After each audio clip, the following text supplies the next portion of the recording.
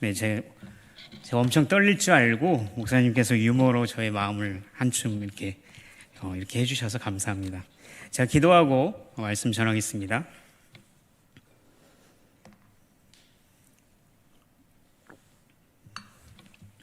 하나님 감사합니다. 이 수요일 저녁 하나님 아버지 앞에 예배할 수 있게 하신 것 참으로 감사합니다.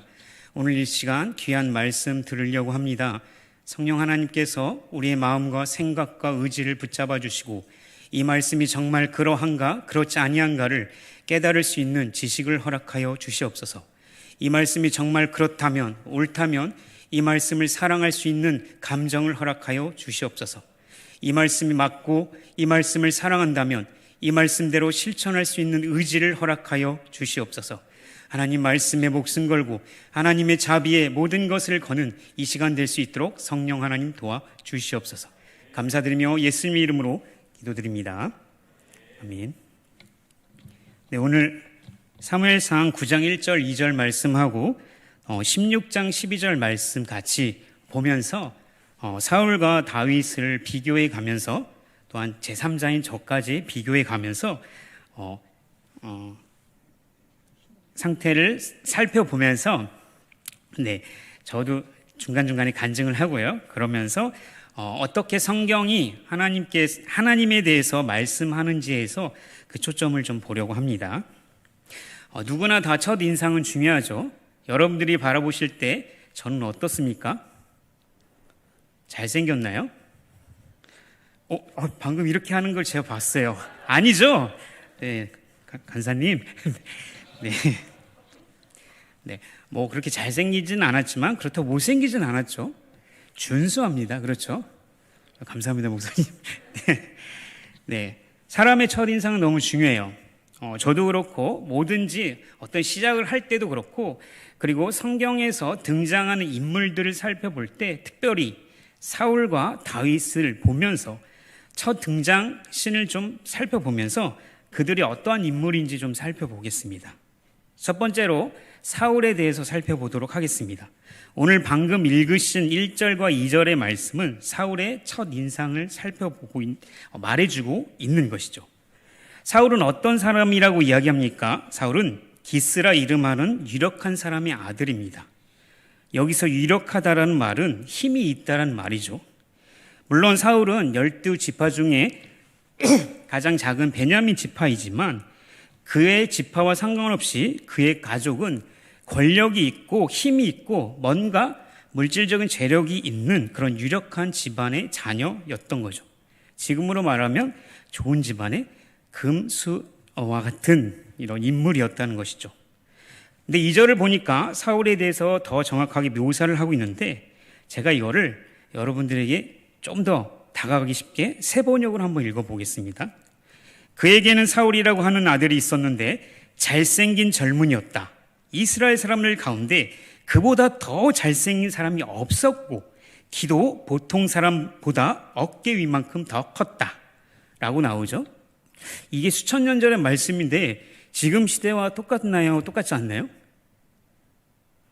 이렇게 살짝 하시는 것 같은데 너무나 똑같죠. 수천 년이 지났지만 사람의 조건은 너무나 동일합니다. 무엇이라고 얘기하나요? 키 크고 잘생겼다라는 거죠. 거기다가 집안도 좋아요. 야, 이런 사람만한 사람이 없구나라고 할 만큼 누가 봐도 딱 이 사람을 봐도 이야, 왕이네? 이 사람 왕의 제목이네? 라고 그의 인간적 조건이 완벽했음을 보여주고 있습니다. 시대는 절대 변하지 않습니다. 지금도 키 크고 잘생기고 돈 많으면 어떻습니까? 네, 제가 설레이기 시작하죠. 남자인 저도 설레이는데 오죽하겠습니까? 그런 것처럼 인간적인 조건을 봤을 때 사울은 거의 완벽에 가까운 왕의 제목으로 두할 나위 없는 사람이었다는 것이죠. 반면에 다윗은 어떻습니까? 우리 16장 12절 말씀 한번 읽겠습니다. 16장 12절 말씀. 네, 앞에 자막이 있으니까 같이 읽겠습니다. 시작. 이에 사람을 보내어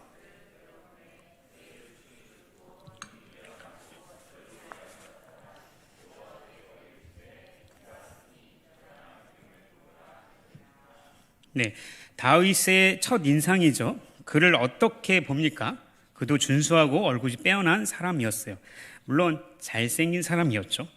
그런데 다윗을 처음 택하는 사무엘이 기름 부으는 그 장면을 우리가 상상해 보면서 한번 떠올려 보면 다윗은 이새의 아들이었습니다.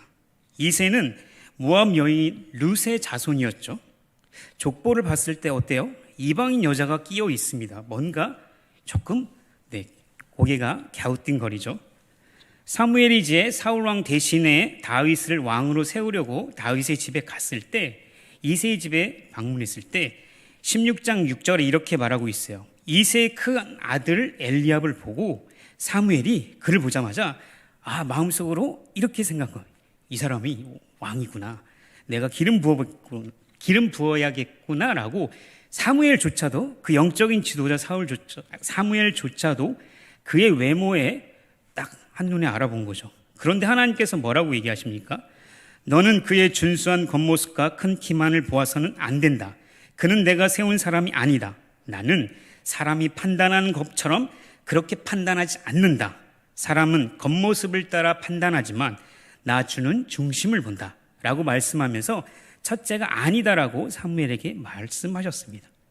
그래서 이새의 두 번째 아들을 지나가겠는데 그도 괜찮았어요. 그런데 그도 왕으로 선택하지 않았습니다. 그렇게 해서 여러 명의 형제들을 쭉 한 명씩 다 봤는데 역시나 하나님께서 선택한 사람이 아니었습니다.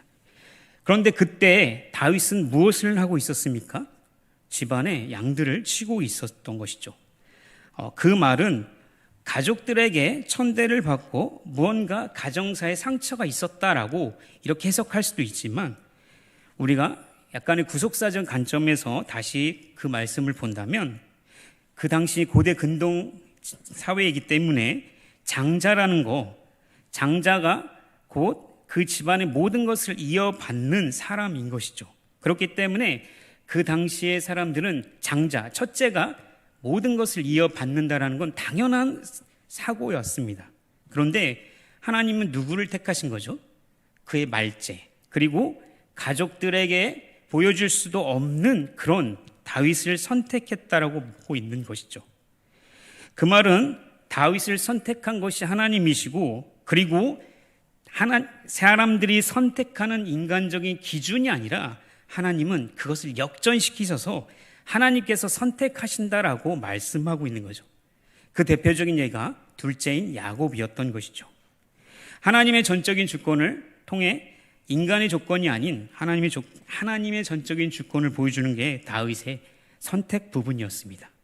그 말은 무엇입니까? 정리하자면 사울은 유력한 가문의 사람이었고, 그는 이스라엘 백성들 어떤 사람이 봐도 왕이구나 할 정도로 충분한 외모와 인간적 조건을 가지고 있었죠. 그러나 다윗은 인간적 조건보다는 이것은 하나님이 선택했다 할 정도로 그는 출발 전부터 벌써 사울과 게임이 될 수 없는 사람이었던 것이죠. 두 번째로 사울과 다윗의 즉위 장면을 한번 살펴볼까요? 사무엘상 10장에서 보면 사울에게 기름을 부었지만 몇몇 불량배들이 사울을 탐탄치 않게 생각했습니다. 사울이 왕으로 등극하는 데는 아직 시기가 되지 않은 거죠. 그래서 집에서 농사일을 하던 중에 11장에 야베스 사건이 터집니다. 그래서 사울이 그의 소를 잡아다가 그것을 죽여서 모든 백성들이 보내서 군대를 일으켜서 이제 모든 소집 명령을 내리죠. 그때 사울은 정말 성령에 충만해서 엄청난 지휘력과 통치력을 가지고 있었습니다. 그러면서 누구든지 나와서 사울과 사무엘을 따르지 아니하면 그의 소들이 이와 같이 하리라 하였더니라고 말씀하면서 여호와의 두려움이 백성에게 임해서 그들이 한 사람같이 몰려와서 사울에게 앞에 집결하게 되는 것이죠. 그래서 베색에서 싸우려고 이스라엘 사람들을 모았더니 그 수를 세어보니까 33만이나 되었습니다. 유다에서 3만 명이 나오죠. 사울 왕의 첫 즉위식 치고는 너무나 많은 군대였습니다. 그가 이스라엘 온 군대를 모으게 한 곳은 또한 베색이라는 장소인데, 베색은 2,400척, 그러니까 높은 지형에 있는 산이고 넓은 고지를 가지고 있었어요. 그래서 군대를 모으기도 좋았고 그곳에서 적군을 살펴볼 수 있는, 동태를 살필 수 있는 좋은 전략적 기지였죠. 그래서 그 밤에 그 암몬 군대를 쳐서 하룻밤 이내에 가서 그들을 다 치고 전멸하게 됩니다. 그리고 엄청난 승리를 거두게 되죠. 그리고 돌아오는데 모든 군대 이스라엘 백성들이 이 작전을 보고 이렇게 승리한 것을 보고 사울을, 어떤 사람이 사울이 왕이 아니라고 그랬어, 나와봐, 내가 그를 죽일 거야 라고 할 정도로 사울이 지력적으로도 정치적으로도 군사적으로도 엄청난 승리를 거두게 되는 거죠. 즉위식 치고는 너무나 화려했습니다.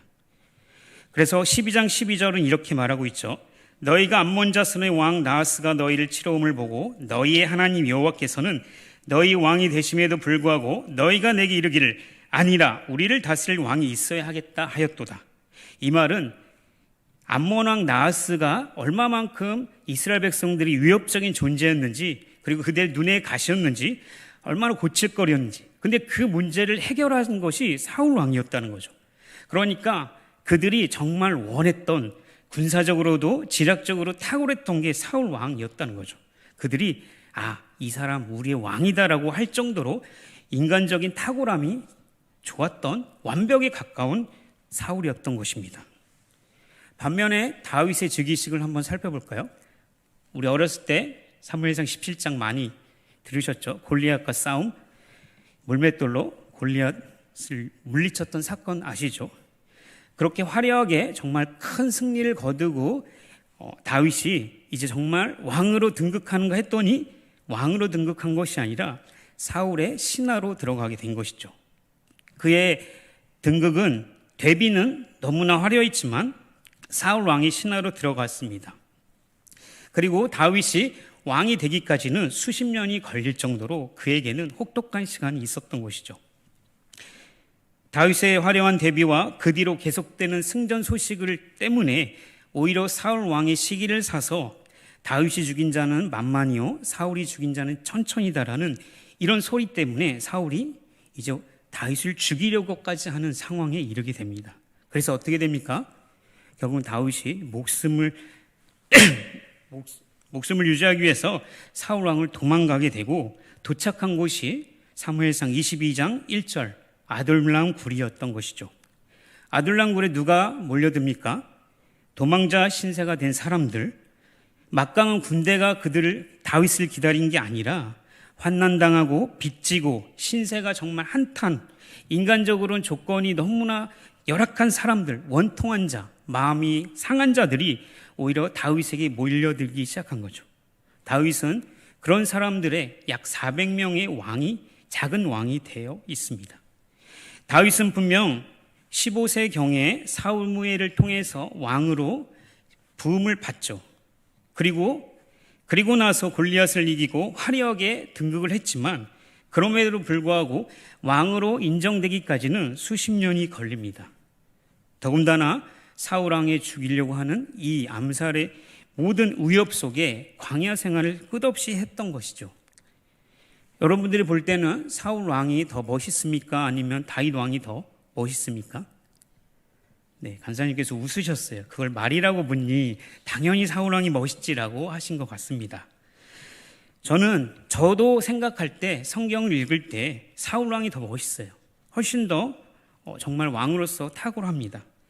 그런데 인간적인 탁월함이나 인간적인 조건이 그들에게 전부가 아니에요. 이번에 마지막으로 그들의 죄를 한번 살펴보려고 합니다. 사울이 저지른 죄와 다윗이 저지른 죄를 살펴보려고 합니다. 사울의 첫 번째 죄는 사무엘상 13장 13절에 이렇게 나와요. 사무엘이 사울에게 이르되 당신이 망령대행하였도다 라고 말씀하고 있습니다. 블레셋이 이스라엘과 전쟁을 하기 위해 배다된 동쪽 민마스에 올라와서 진을 쳤을 때 블레셋 군대는 정말 막강했어요. 그래서 이스라엘 군대는 그 군대를 보면서 두려워 떨기 시작했고 도망가기 바빴던 것이죠. 그래서 사울이 너무나 조급해서 사무엘이 오기 전에 먼저 번제와 화목제물을 가져다가 자신이 직접 번제를 드려버리는 죄를 범한 것이죠. 그래서 사무엘이 도착해서 이렇게 얘기해요. 왕의 하나님 여호와께서 왕에게 내리신 명령을 지키지 아니하였도다. 사울의 죄가 어떤 것입니까? 하나님의 말씀을 듣지 않는 것이죠. 두 번째 죄는 아말렉과 전쟁 이야기죠. 여러분들이 잘 알다시피 아말렉의 전쟁에서 이기면 그 모든 것을 다 죽이라고 하셨어요. 근데 사울이 어떻게 했습니까?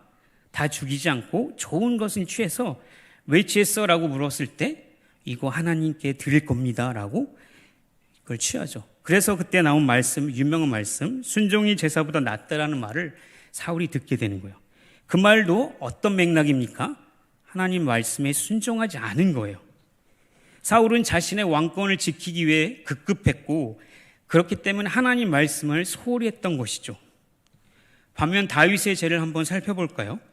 사무엘하 11장 1절, 2절에 보면 다윗이 얼마나 영적으로 무감각해졌는지를 볼 수 있습니다. 하루아침에 거룩하다가 지은 죄가 아니라 이미 그는 영적으로 계속적으로 어두워진 상태를 보고 있어요. 1절에 보니까 전쟁의 최전방에 싸우던 용맹스러웠던 다윗의 모습은 온데간데였고 요압에게 군대를 다 맡기고 자신은 편안한 다윗성에서 안락한 삶을 취하고 있었던 거죠. 하나님의 사람들은 영적인 상태가 좋아야지 사실 시간 관리나 이런 육적인 것도 잘 관리하게 되어 있습니다. 다윗이 영적으로 충만하다가 어느 날 갑자기 그런 죄를 저른 게 아니라 이미 그는 죄의 상태에 계속 유지되었던 것이죠. 그리고 어느 날 일어나서 보니까 바세바를 보니까 마음이 음욕이 일어서 그녀를 데려다가 동침을 하는 죄를 범하게 되는 거예요. 그리고 그 사실을 숨기기 위해서 어떻게 했습니까? 전쟁에 있는 우리아를 데려다가 동침하게 하려고 작전을 세우죠. 근데 그것마저 통하지 않아요. 그래서 결국 어떻게 합니까? 나중에는 이 충신인 우리아를 전쟁터의 가장 치열한 곳에 맨 앞에 세워놓고 뒤로 물러서 전쟁 중에 죽게 하는 이런 정말 살인을 계획하고 살인을 명령하는 치밀한 죄를 저지르게 된 것이죠. 신정국가의 왕이었던 다윗은 하나님을 두려워하는 모습이 전혀 보이지 않습니다. 오로지 폭군의 모습만 보일 뿐이죠. 이뿐만이 아니라 뒷절에 가면 다윗이 말년에 인구 조사를 하는 죄를 범하죠. 거기선 백성을 사랑하고 인애의 모습이 아닌 폭군의 모습과 다른 모습이 그런 죄를 저지르고 있습니다. 성도님들 보시기에는 사울 왕이 죄가 큽니까? 아니면 다윗의 죄가 큽니까? 네, 말씀을 안 하시는 게 정답이겠죠. 맞습니다. 둘 다 똑같은 죄인인 거죠. 누군가의 죄가 더 크다, 사울 왕이 더 크다, 다윗이 더 크다라고 할 수가 없는 문제인 거죠. 물론 지금의 윤리적인 기준과 3, 4천 년 전의 윤리적 기준은 많이 다를 수 있어요. 그러나 성경 말씀의 기준으로 봤을 때 사울이 지은 죄나 다윗이 지은 죄나 동일한 것입니다. 오늘날 시대도 똑같습니다. 기독교 뉴스에서 가장 이슈가 되는 것은 어떤 목회자의 성범죄, 이것을 가지고 논란이 많이 있죠. 그 목사 내가 그럴 줄 알았어. 그거 봐라. 그렇지 않느냐. 또 어떤 집사의 이상한 스캔들, 어떤 집사의 윤리적인 문제들을 가지고 비판하기 일쑤입니다. 그런데 신천지가 한국에서 얼마나 큰 세력을 가지고 더욱더 세력을 끼치는 데에 대해서는 한탄하지 않습니다.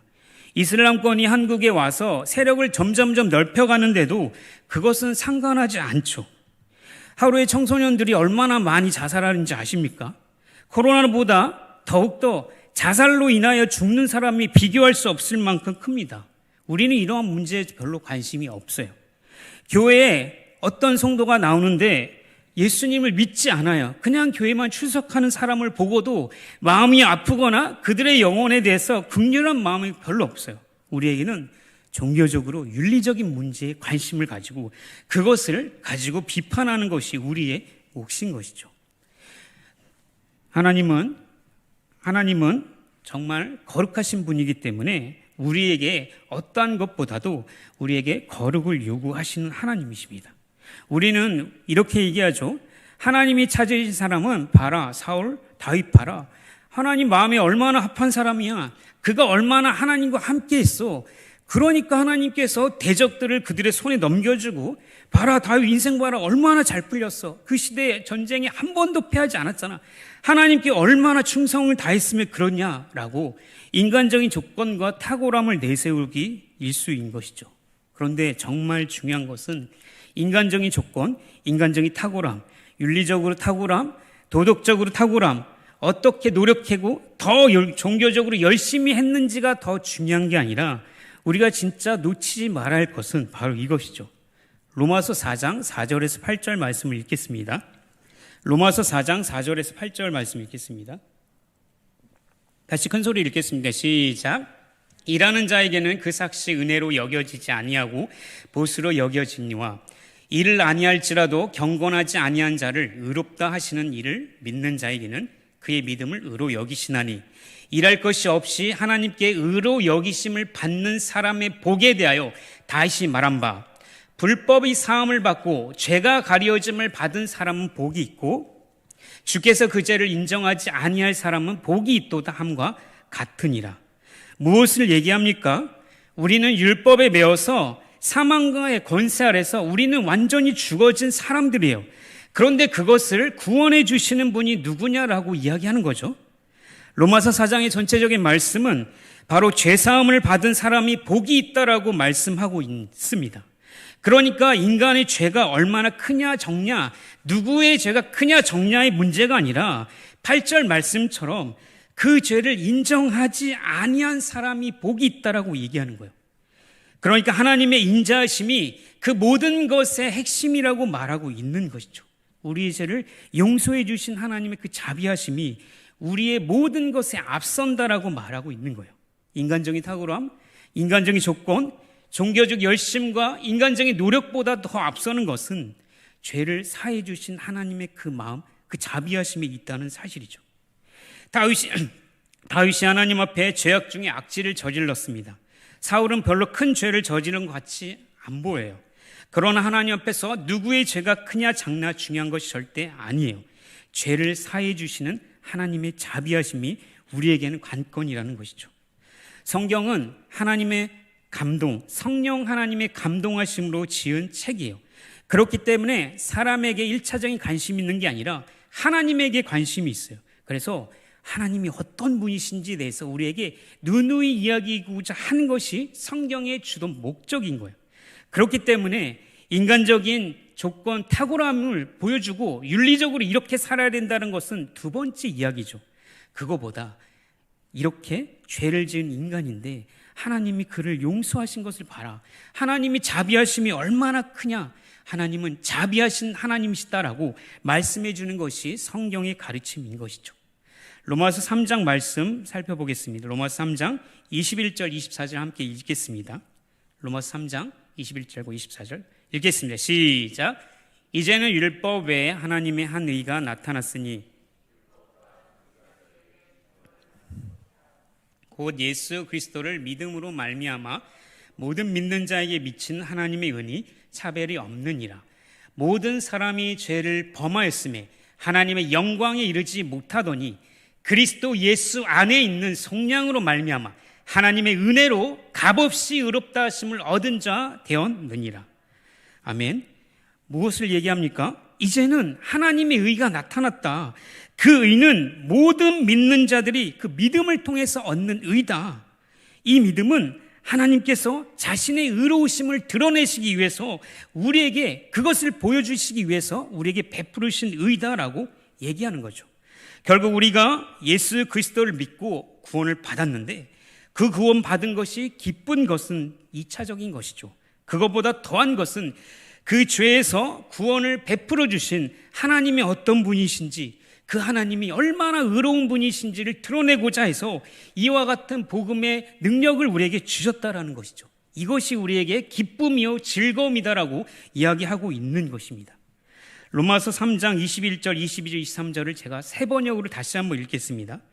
그러나 이제는 율법과 상관없이 하나님의 의가 나타났습니다. 그것은 율법과 예언자들이 증언한 것입니다. 그런데 하나님의 의는 예수 그리스도를 믿는 믿음을 통하여 오는 것인데 모든 믿는 사람에게 미칩니다. 거기에는 아무 차별이 없습니다. 모든 사람이 죄를 범하였습니다. 그래서 사람은 하나님의 영광에 못 미치는 처지에 놓여 있습니다. 이 말은 무슨 말입니까? 사울의 죄가 크냐, 다윗의 죄가 크냐, 둘 다 똑같은 죄인이라고 말씀하고 있는 거예요. 그렇기 때문에 그런 자들은 결국 하나님의 영광에 이를 수 없다라고 사형 선고를 내리는 말씀, 너무나 무섭고 두려운 말씀인 것이죠. 사울과 다윗뿐 있겠습니까? 저에게도 해당되는 말씀이고 여기 앉아 계시는 우리 성도님들에게도 동일한 말씀인 것이죠. 그래도 나는 쟤보다 낫잖아. 나는 수요일 지금 나와서 찬양팀도 하고 쟤는 새벽에 잠자고 있는데 나는 그래도 깨어나서 어떻게 좀 더 열심히 해보려고 하잖아요. 저는 그래도 열심히 사역자들 도와서 교회 사랑하고 더 많이 사역하려고 하잖아요.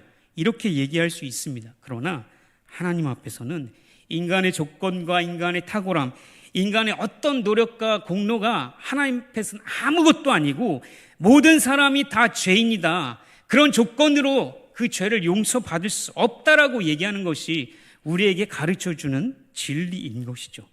그러니 무엇을 이야기하고 싶겠습니까? 그 다음은 당연히 은혜로 값없이 부어주신 하나님의 은혜, 자비를 설명하고자 하는 것이죠. 그러니까 다윗이 받았던 죄사함은 은혜인 거예요.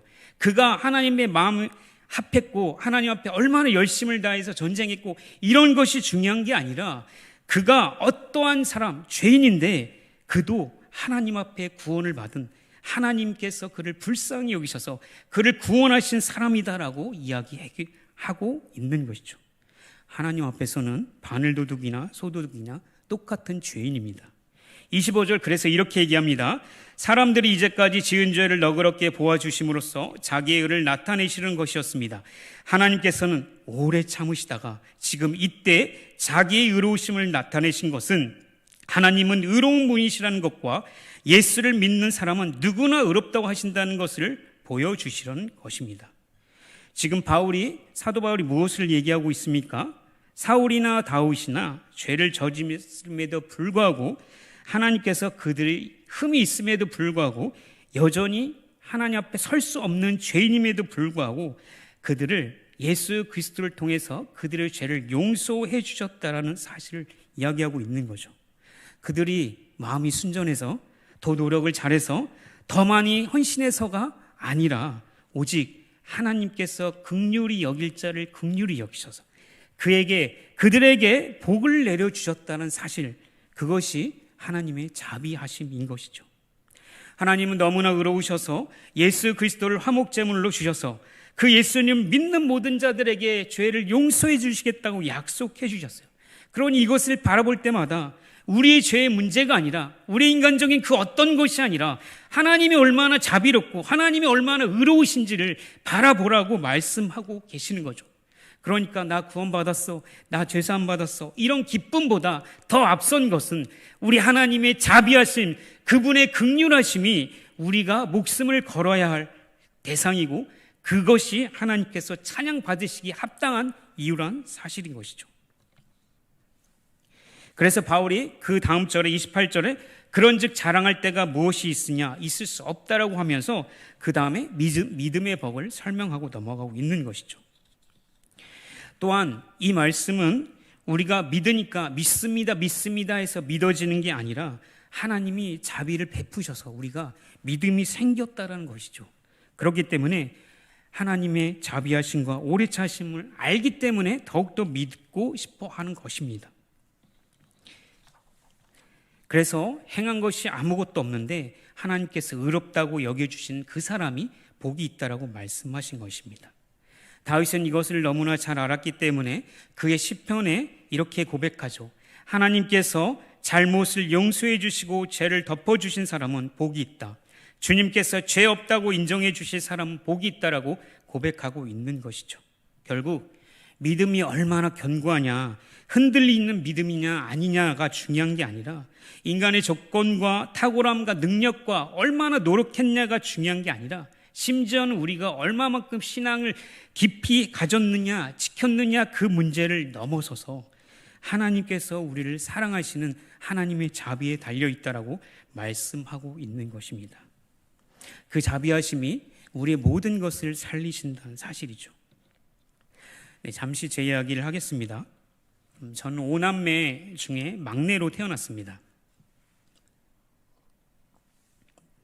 5남매 중에 막내인데 5살 때 아버지께서 돌아가셨어요.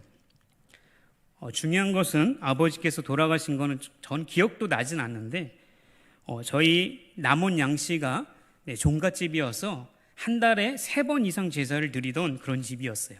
선산을 뒤에 모시고 거의 매주 제사를 드리는 그런 집안이었죠. 그런데 아버지께서 아프기 시작하시고 아무 소용이 없는 거예요. 제사나 이런 것들. 그래서 누나들이 첫째 누나, 둘째 누나, 셋째 누나가 있는데 먼저 교회를 다 다니기 시작한 거예요. 그래서 어머니 전도하고 아버지도 마지막에 복음을 제시하고 그 예수님을 믿고 평안히 돌아가셨다고 합니다. 그래서 저희 가족은 그때부터 예수님을 믿기 시작한 가족이 되었죠. 지금 생각하면 하나님의 은혜입니다. 저는 막내였는데 특히 큰 누나와 나이 차이가 15살 정도 차이가 납니다. 그래서 저희 담임 목사님 연배의 정도가 저희 매형이시죠. 매형은 제가 어렸을 때 초등학교 5학년 때 오셨는데 그때 전도사님이셨고 목사님이 곧 되셨습니다. 그래서 저는 아버지보다는 매형을 보면서 자랐기 때문에 나중에 목사가 되면 나도 당연히 목사가 돼야지라는 생각을 해가면서 그렇게 자랐죠. 저희 가정사는 그렇습니다. 저는 보시다시피 많이 왜소한 편입니다. 그런데 어릴 적부터 참 은혜로운 것은 다행인 것은 친구들이 저를 왜소하다고 놀리거나 때리는 친구들이 거의 없었어요. 오히려 귀엽다고 괴롭히고 귀엽다고 볼꼬짓고 남자애들이 중학교 1, 2학년 애들이 저를 무릎에 앉혀놓고 맨날 이런 그게 정말 싫었는데 지금 생각하면 그렇게 어렸을 때 자랐던 것 같아요. 당연히 이러한 이유를 하는 것은 저의 성장 배경이 사실 저의 마음의 상태를 지배하는 것들이 된다는 사실을 나중에 알게 되었어요. 아버지가 계시지 않았고 그리고 집안의 막내로 자랐기 때문에 항상 사랑에 대한 결핍이 있었어요. 그래서 누군가로부터 사랑받는 것, 인정받는 것을 정말 중요하게 생각했습니다. 그게 근데 하나님께도 그러더라고요. 그래서 하나님께 인정받고 하나님이 나를 칭찬해 주는 것에 목말랐어요. 그래서 교회 목사님들, 사역자님들이 하라는 대로 다 순종했고 누가 나오지 말라고 해도 토요일마다 나가서 교회 봉사하고 하라는 거 다 하고 이번엔 회장만 해봐, 이번엔 성가대만 해봐, 이번엔 저것만 해봐 하면 다 순종했습니다. 그래서 인정해 주는 것도 너무 좋았죠. 그러다가 고등학교 때 큰 병에 걸려서 고등학교를 중퇴하게 되었습니다. 고퇴라고 하나요? 자퇴가 아니라 잠시 휴학을 했죠. 1년을 쉬면서 그때 권사님께서 지금 생각해 보면 참 희한한 사건인데 신유 은사가 있으신 분이었어요. 그래서 저를 1년 반 동안 계속 기도해 주셨는데 신기하게 1년 반에 낫게 되었어요. 그래서 저는 그 뒤로 그 권사님께서 너는 주의 종이야, 다른 거 못해 계속 강요를 하셔서 안 그래도 목사가 되려고 했는데 이건 더 한 거다. 그래서 저 막내 누나도 너는 목사 외에는 다른 거 못해라고 할 정도로 그래서 사역자가 된 것도 있습니다. 그런데 그렇게 신학교를 들어가고 그렇게 살아가는데 늘 결핍과 인정에 대한 목마름, 그리고 누구를 만나도 주눅되어 있고 뭔가 다른 사람을 만족시켜야 된다는 이런 강박관념에 계속 살아가 있던 거죠. 그게 사역과 너무나 잘 맞았어요. 그래서 교회를 섬기고 성도들 섬기면 그들이 만족해하고 와, 형은 진짜 최고의 형이야, 오빠는 최고의 좋은 사람이야 라는 이런 말이 너무 좋아서 더 열심히 섬겼죠. 그렇다고 신앙이 있다 없다라고 할 수 있는 것은 아니지만 그것도 하나님의 은혜였지만 지금 생각해 보면 그런 방식으로 하나님이 저를 붙들었던 것 같기도 합니다. 그렇게 교회 생활을 열심히 하고 20대 중반 후반을 가는데 제 안에는 채울 수 없는 답답함과 끊을 수 없는 뭔가의 외로움이 계속 있었습니다. 20대 후반에는 그냥 자다가 침대에 일어나서 눈물이 나요. 나는 왜 이러지? 내 안에 누가 있어. 그러면 또 치유 집회 가서 내 안에 우는 내가 있어. 그러면 막 울고 그렇게 하고 돌아오면 그때뿐이었던 것이죠. 그래서 더 많이 기도하라고 해서 더 많이 기도했고 3시간 방언 기도하면 더 좋아질 거야 하면 방언 기도하고 통변 은사 별의별 것들을 다 시도해봤지만 정말 내 안에 작은 죄도 죽일 수 없는 저의 절망을 보게 되었습니다. 내가 이렇게 목회자가 되어서 될 수 있을까? 20대 후반, 30대 초반에 들어서니까 나는 더 이중적인 사람이 되고, 다른 사람은 나를 정말 괜찮네, 너무 좋아하는데 나는 내 안에 있는 이 죄도 해결할 수 없고, 늘 습관적으로 짓는 죄, 늘 쓰러지는 절망, 인간적인 좌절 때문에 내가 이렇게 해서 목사가 될 수 있을까라는 절망이 많이 했던 시기가 30대 초반이었습니다. 그래서 신앙적 방황도 많이 했고, 이런다 저렇다 하는 해결책들, 정말 기도원, 금식기도, 이런 것들을 다 해봤지만 결국은 해결할 수 없는 갈망함이 더욱더 커져갔습니다. 그렇게 30대 초를 가다 어느 날 청년부의 목사님이 오셨는데 죄에 대한 설교를 2년 동안 하셨어요. 그래서 나중에는 목사님 제발 죄에 대한 설교 좀 그만하세요, 나는 그래도 죄보단 낫잖아요 라고 그렇게 이야기하고 있는 제 모습을 발견했습니다. 그리고 존 오웬의 책 죄 죽이기라는 책을 읽다가 내가 하나님 앞에 정말 죄인이구나라는 것이 어느 순간 인식이 되기 시작했습니다. 그러다가 내가 이러다가 하나님 앞에 벌을 받아서 영원히 지옥불에 떨어진 사람은 아닐까라는 두려움이 생기기 시작했어요. 하나님 앞에 매달리기 시작했고, 울며불며 하나님 나는 죄인입니다라고 고백하고, 하나님 이거에서 어떻게 벗어나야 돼요, 나를 도와주세요라고 그렇게 울며불며 기도하다가 예수 그리스도가 그것에 대한 답이다라고 말씀해 주셨습니다. 그래서 예수님이 얼마나 나에게 귀한 분이고 그분이 얼마나 나에게 최고의 분인지, 생명이신지를 그때 깨닫게 되고, 그 뒤로 저의 마음의 공허한 것들은 여전했지만 제 삶의 태도는 많이 달라졌습니다. 그렇게 열심히 살아가던 중에 또 한 번의 고비가 왔죠. 나는 분명히 이제 예수님도 만났고 나 이제 정말 구원받았어. 근데 왜 또 죄를 짓지? 어느 순간에 열심히 살다가 정말 열심히 찬양하고 기도하고 할 때는 정말 홀리한 사람처럼 여기 하늘을 걷다가 집에 딱 돌아가면, 빈 문을 열고 들어가면 공허해지기 시작하고 끊을 수 없는 답답함이 오면 나도 모르게 쉽게 죄를 짓는 제 모습을 보면서 나는 인간이 아니구나, 나 같은 놈은 절대 있을 수 없구나라는 사실을 더욱더 절감하게 되었죠. 그래서 더 조직신학 책을 더 많이 공부했고 더 많은 성경책 읽으려고 했던 거죠. 문제는 똑같은 걸 또 반복하고 있는 제 모습을 발견했습니다. 나는 종교인인가? 나는 정말 바리새인인가? 이런 죄에 대한 짓눌림이 계속적으로 있었습니다. 그때 하나님이 죄를 사해 주셨어. 그 하나님의 자비하심이 너의 인생의 그 하나님의 긍휼하심, 긍휼히 여길 자를 너를 긍휼히 여기셨어. 그 하나님이 예수 그리스도를 보내주셨는데 그 하나님의 자비하심이 너에게 전부야라고 말씀해 주시더라고요. 그래서 하나님은 자비하신 하나님이라는 사실이 제 가슴에 꽉 정말 모든 것을 채우기 시작할 때 나 진짜 사역자 해야겠네. 나 다른 거 하면 안 되겠네. 진짜 이거 전해줘야겠다. 하나님이 얼마나 긍휼이 많으시고 하나님의 자비가 얼마나 큰지를 알려줘야겠다라는 것을 고백하게 되고, 그때부터 다시 신학을 하려고 공부를 시작했습니다. 그래서 여기까지 온 게 된 것이죠. 무엇을 이야기하고 싶은 것입니까? 하나님이 자비로우신 하나님이라는 거죠. 죄를 사해 주시는 그 은혜가, 그 하나님이 정말 나 같은 죄인, 벌레보다 못한 그 죄인을 끝까지 참다 못해 영혼까지 나를 참아주시고 용서해 주시겠다 하신 거, 그것이 예수 그리스도의 십자가다라고 정확하게 얘기해 주시죠. 거기 앞에 무릎을 꿇게 된 것이죠. 사랑하는 성도 여러분, 여러분들의 눈에는 사울 왕이 더 좋습니까? 다윗 왕이 더 좋습니까? 제가 좋습니까? 여러분 자신이 좋습니까? 다 하나님 앞에 죄인인 거예요. 절대로 아무도 누구도 그 누구도 인간의 조건과 탁월함과 능력과 무엇을 노력을 가지고 하나님 앞에 영광에 이를 수 없습니다. 그것이 우리가 처해 있는 상황이죠. 그러니까 우리를 구원해 주시기 위해서 예수님을 보내주신 하나님의 그 자비하심이 얼마나 크고 놀라운 것인지를 우리에게 알려주고자 하는 거, 그것이 성경이 우리에게 가르쳐주고자 하는 말씀이라는 것이죠. 사랑하는 성도 여러분, 성도는 거룩한 자들이에요. 무엇과도 비교할 수 없는 거룩한 자들이에요.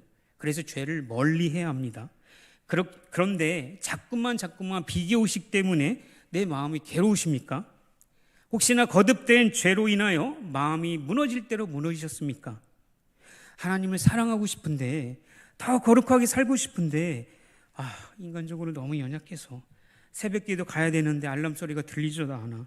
말씀을 읽어야 되는데 펼치면 잠자고 있고, 기도해야 되는데 주여 한마디 하고 잠들어 있는 내 모습을 보면서 실망하고 낙심되십니까? 그러나 기억하세요. 절대로 하나님은 그런 우리들조차도 하나님의 자비하심으로 우리를 받아주셨다고 하셨습니다. 그게 어디에 있습니까? 예수 그리스도로 가능했다라고 말씀하시죠. 그러니 마음은 원이로되 육신이 약하여 살 수 없다 해서 절망하거나 뒤로 후퇴하시지 마시고, 말씀 못 읽어도 그냥 그 앞에서 계속 읽으시면 돼요. 기도 못하면 주여, 내일은 주여 3번 더 하면 되고, 오늘 새벽 예배 못 갔으면 내일 한 번 더 참여하면 되고, 그렇게. 그리고 직장생활 하면서 나를 자꾸 못 살게 구는 그 상사 욕이 막 나오는데 그래도 기도해야지, 그래도 기도하고, 그래서 그렇게 하나님의 자비하심을 드러내면서 그렇게 살아가십시오. 그리고 맡겨진 일에 최선을 다하고 맡겨진 사역, 직장과 가정과 모든 것 가운데 열심을 다해 살아가십시오. 그러다 보면 어느 순간에 뒤를 돌아보면 이게 진짜 하나님이 나를 이끌으셨구나. 나는 절대 할 수 없는데 하나님이 나를 이렇게 만들어 가시구나. 이게 하나님의 자비하심이구나라는 것을 볼 수 있을 것입니다. 그런 하나님의 자비하심을 붙들고 평생을 그 하나님의 자비하심으로 그 마음을 두고 그렇게 살아가는 우리 모든 성도님 되기를 주님의 이름으로 기도합니다. 기도하겠습니다. 하나님 감사합니다. 사울과 다윗을 비교해 가면서 조금은 긴 시간이었지만 그들의 연약함, 그들의 탁월함, 인간적 조건이 아니라 그들이 죄인임에도 불구하고 하나님께서 그들을 죄 없다라고 하신 그 하나님의 자비하심에 오늘 모든 것을 살펴보았습니다. 하나님의 자비하심에 우리의 인생을 걸 수 있도록 주님 도와주시옵소서. 하나님은 자비하십니다. 그 하나님 앞에 우리의 인간적인 조건과 어떤 것도 다 내려놓고 오직 십자가로 나아갈 수 있는 힘과 능력이 하나님의 자비로부터 흘러나올 수 있도록 주님 도와주시옵소서. 감사드리며 예수님의 이름으로 기도드립니다. 아멘.